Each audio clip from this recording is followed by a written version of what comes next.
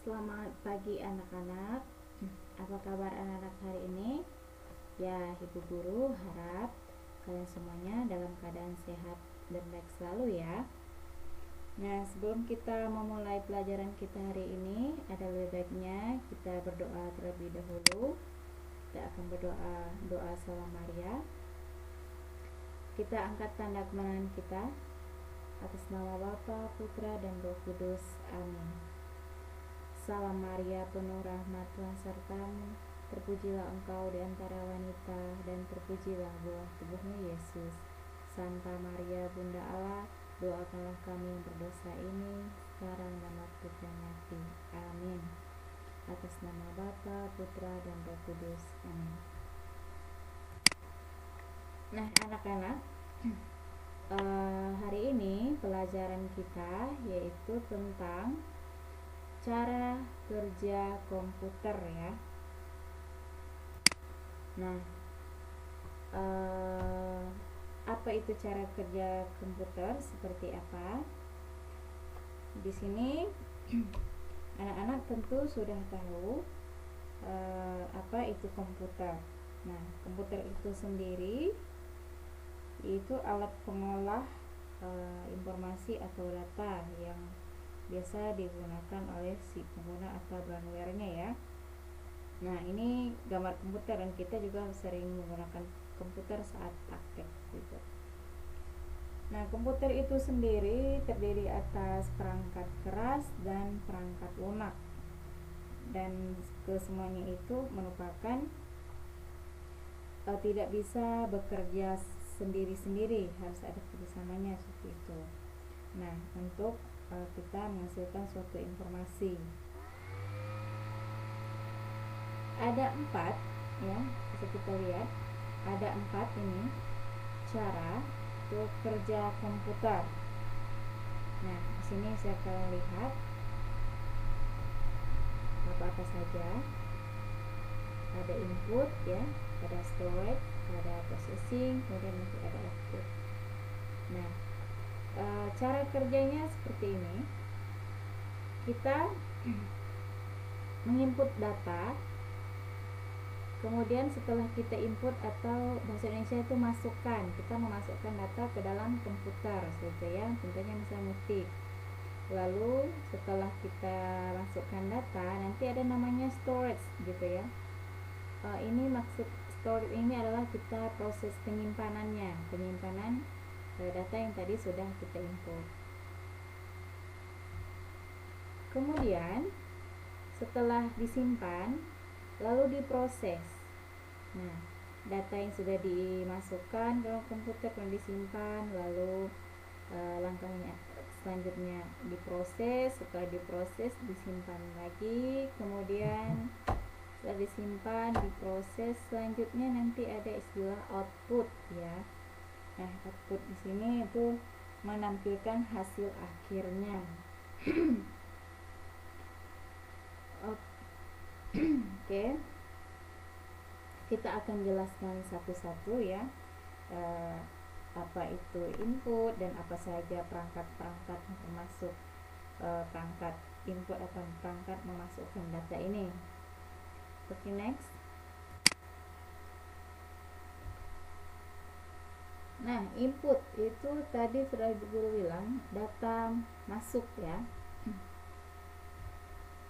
Dimana di sini yaitu terjadi proses untuk memasukkan data atau mentransfer data ya dari luar kemudian ke dalam komputer untuk tadi diproses dan diterjemahkan secara digital.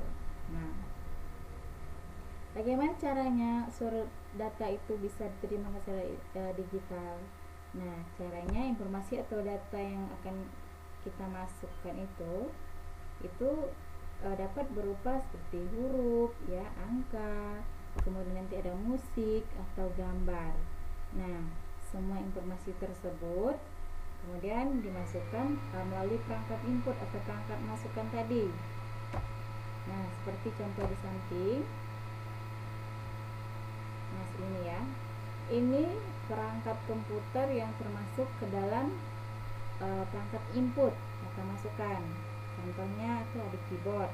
Nah, kegunaan keyboard ini untuk kita mengetik, anak-anak pasti sudah mengetahui ya. Di sini kita bisa masukkan huruf, angka, atau tanda baca, koma, titik, dan sebagainya. Kemudian ini ada mouse, kemudian ada trackball. Ini scanner ya, untuk scan. Kemudian digitizer ya. Lanjut ada kamera, kemudian ada mic.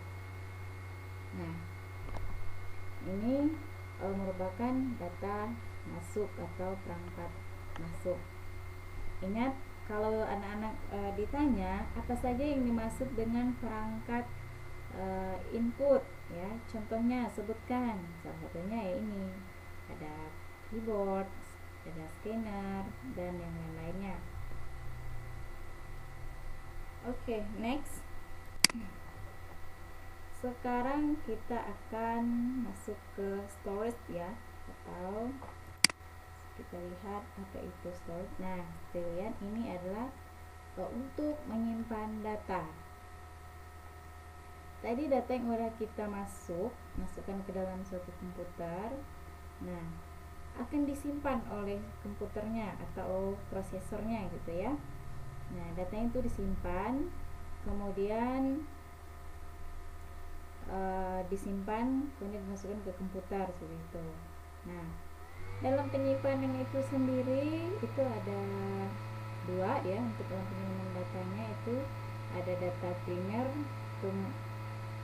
dan juga ada data sekunder. Kalau data primer ini itu disimpannya di, ini namanya HDD ya. Apa itu HDD?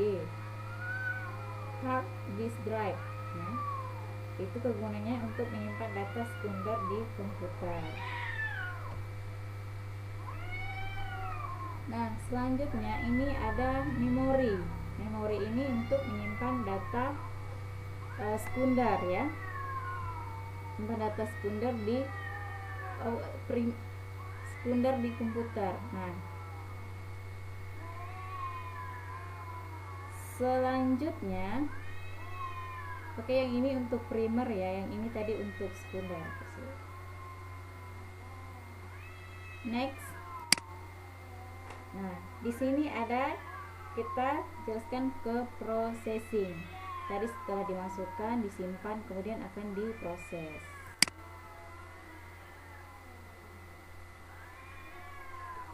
Nah, dalam memproses ini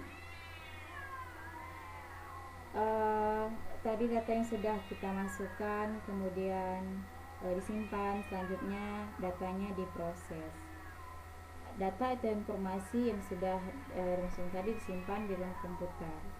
Nah, di dalam komputer itu tersendiri yang berfungsi atau bertugas untuk memproses data itu adalah CPU ya, atau Central Processing Unit.